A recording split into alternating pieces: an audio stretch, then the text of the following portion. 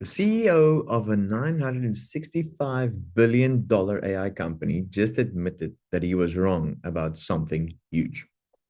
Most CEOs never do this, and here is the lesson. Dario Amodei, a guy who said AI could compress a decade, 10 years, of biotech progress into a single year. It's a lot. Just walk that back publicly. He told Stat News the week that his biotech vision might actually take a decade just to start becoming visible. That's a massive recalibration. So here's why it's important for you, or wherever you are at this moment, because you've probably been sold on some kind of AI ROI, a timeline that's very aggressive, or might be even too aggressive.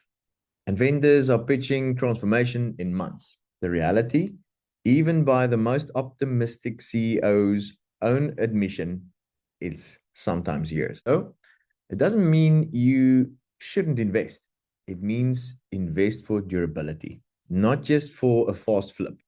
Build skills, build processes, build muscle memory around AI. So when the big breakthrough arrives, you are ready to capture them. Oh, and he also revealed that he spends 40% of his time on culture, and he has one direct report at the company of 2,500 people. The lesson here: speed comes from trust, not hierarchy.